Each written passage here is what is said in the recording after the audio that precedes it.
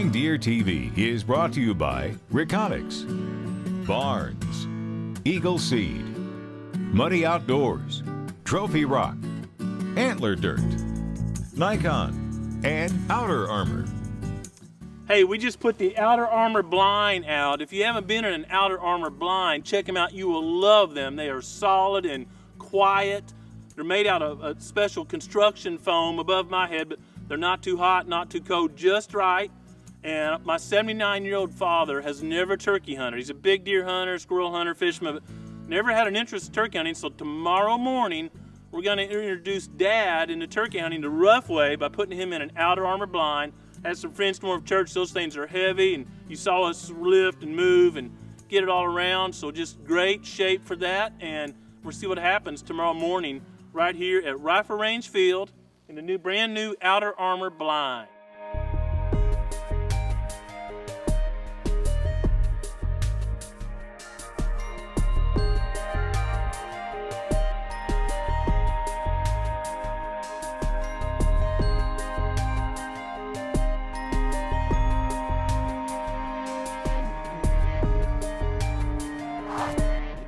Let me tell you up front, I'm much more of a family man and a hunter than I'm a cameraman.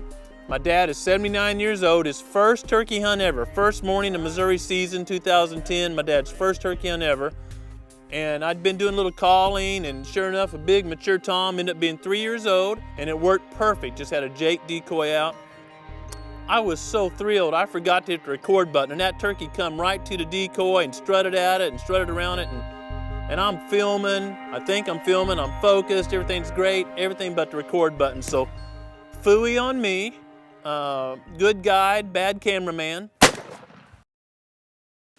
Just tell me about it. He sneaked right up on me, walked around the decoy, and you said wait till he stuck his head up, and that's what I done. Oh, mercy. That is a trophy. Look at those big spurs. Ha! That's a trophy. Big beard. Oh, yeah. Yeah. And that was a good shot, huh? Mm-hmm. You did perfect, Dad. And I had no idea I was going to see a turkey the first day I ever hunted turkey in my life. First day you've ever hunted turkey, 79 years old. And this is the first day you've ever turkey hunted. Yeah, I remember when you was a kid, you were interested in it, and I'd take you down there and you'd go off in the woods and I'd hear the turkeys hollering and you won, didn't know which. Well, now when you moved here on this place, there virtually wasn't any game on the place, was there? Hardly any turkeys here. Yeah. I didn't turkey hunt for the first few years, letting the population build up. Yeah. And we've been trapping and planting and burning and doing things, but we have a good turkey population now. My boy talked me into it, and I come down here to try it out. And this one walked up, and I took a shot at him, and down he went. I enjoy hunting of all kinds, but I just hadn't never turkey hunted before, and I'm sure glad I come now. That worked out great. Wonder what makes them orange back there. I never noticed that. That's just the way the sun's shining on there. See how they change colors as you change that? Huh. Go full fan. Boy, that's a beautiful fan. I'll be dadgone. It's a real trophy there.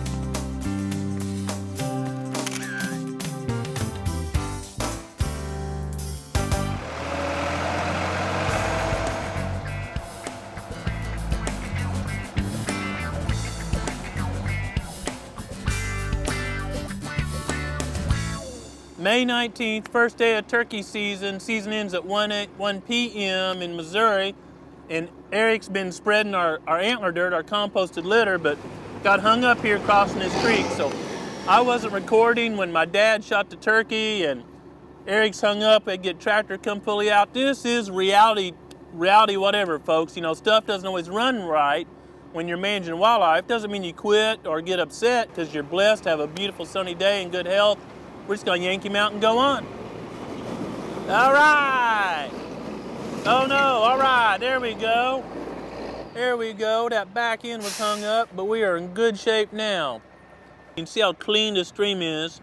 Clear water means there's absolutely no nutrients draining out of the local ground into the water. This, you can see every gravel on the bottom of this stream, literally 5-10 feet deep. It's not that deep here, and that means the ligotrophic or sterile, no nutrients, low nutrients. And we add this compost, organic matter, to our food plots, and it's what I call antler dirt.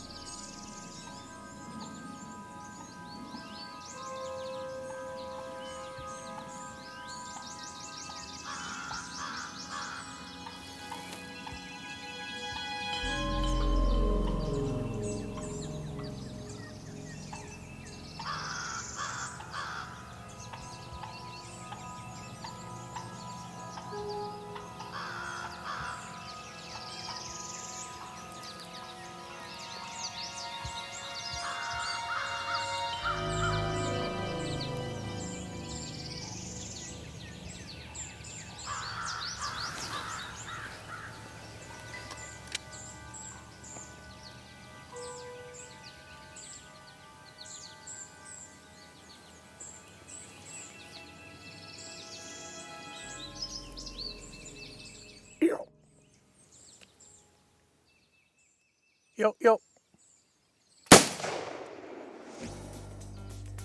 All right. 2 for 2 for my brother-in-law. That's a big bird. That's a pretty good size, ain't he? Oh, shh. Jack Miss Hill in there. Jack Miss Hill. Real quiet, real quiet.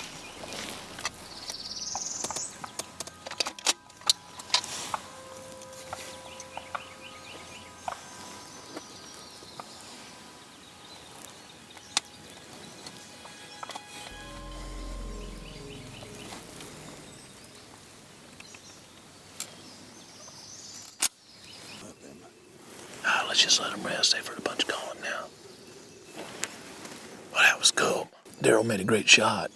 And while it was still flopping and we were kind of high-fiving, Daryl said, here comes some more, and 2 more come in.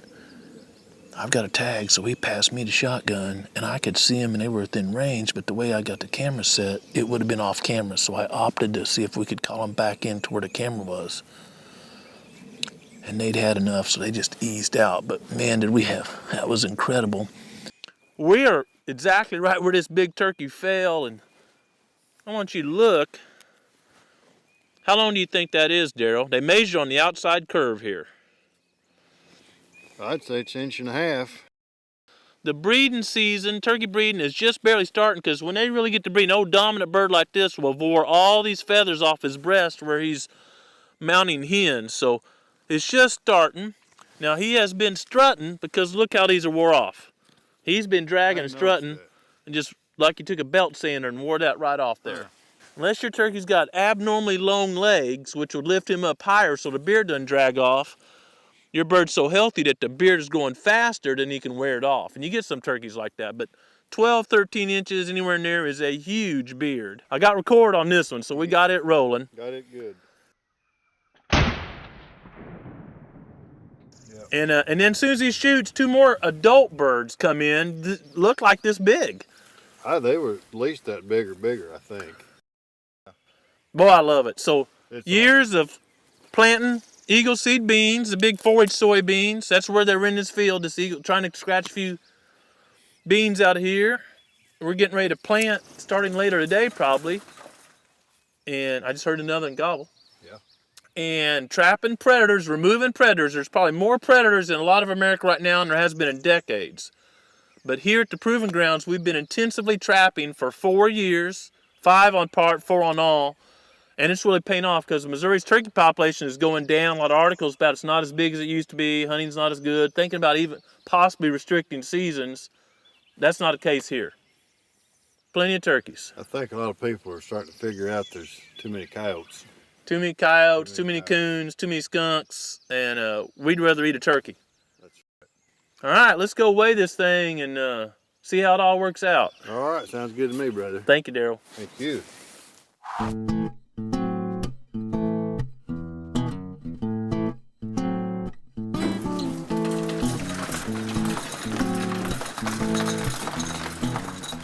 So the reason why we're calibrating our drill today is so that we know how many seeds per acre we're putting out in our field.